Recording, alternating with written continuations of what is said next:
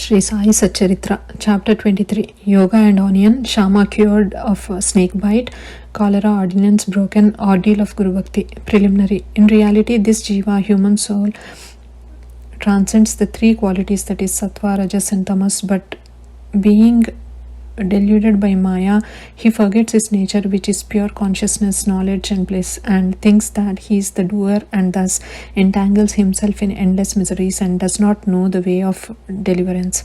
The only way of deliverance is the loving devotion towards the Guru's feet. The great player or actor Lord Sai has delighted his bhaktas and transformed them into himself, his nature. We regard Sai Baba as an incarnation of God for reasons already stated, but he always said that he was an obedient servant of God. Though an incarnation, he showed people the way to behave satisfactorily and to carry out the duties of their respective stations, varnas, in this life.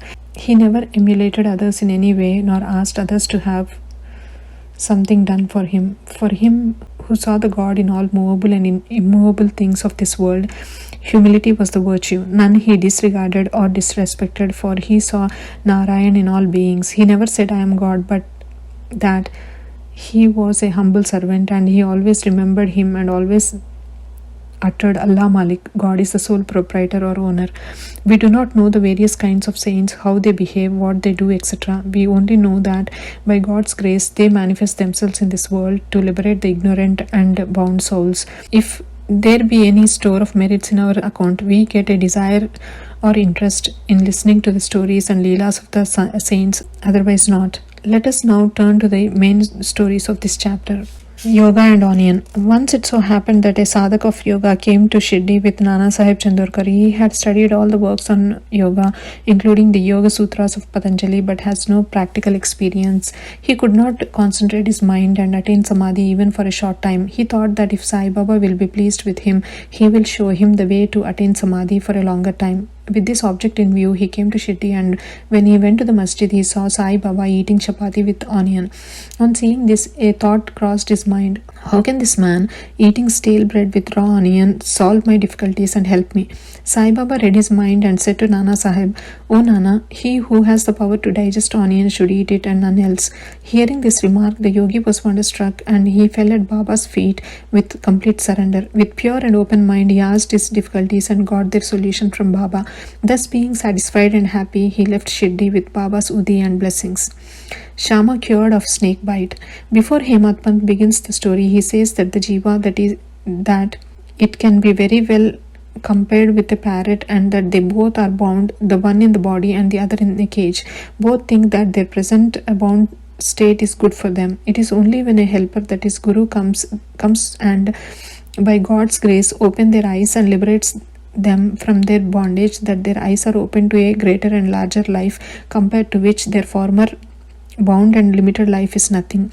In the last chapter, it was shown that how Baba anticipated the calamity that was to befall on Mr. Mirikar and rescued him from it. Now let the readers hear a story more interesting than this. Once Shama was bitten by a poisonous snake. His little finger was bitten and the poison began to spread in the body. The pain was also severe, and Shama thought that he would pass away soon. His friends wanted to take him to the god Vitoba, where such cases were often sent, but Shama ran to the masjid to his Vitoba, Sai Baba. When Baba saw him, he began to scold and abuse. He got enraged and said, O vile Baturdhya, priest, do not climb up, beware if you do so.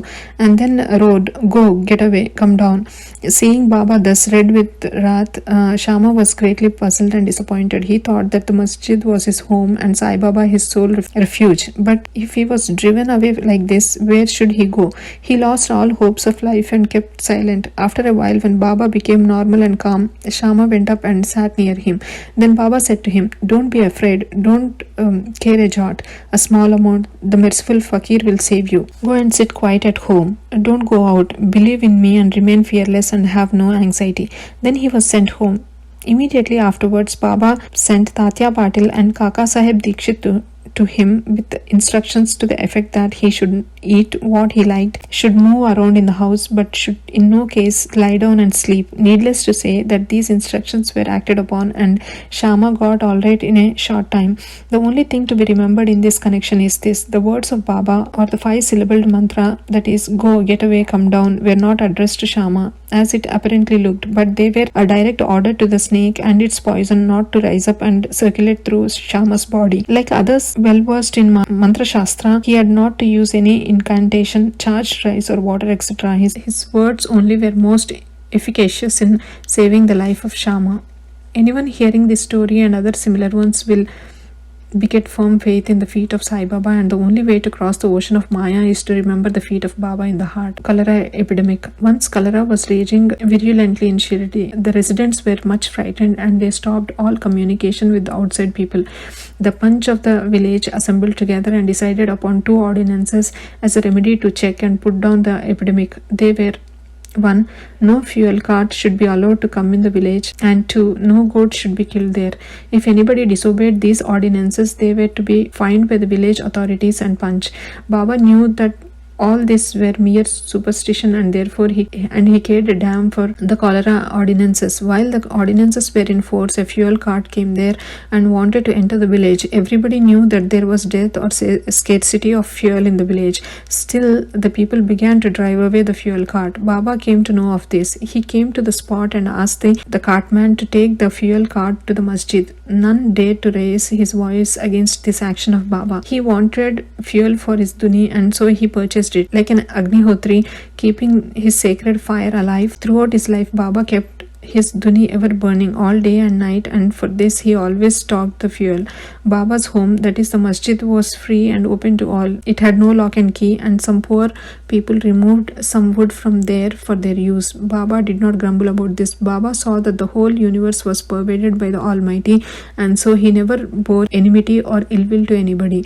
Though perfectly detached, he behaved like an ordinary householder to set an example to the people. Ordeal of Guru Bhakti. Let us now see how the second cholera ordinance fared with Baba.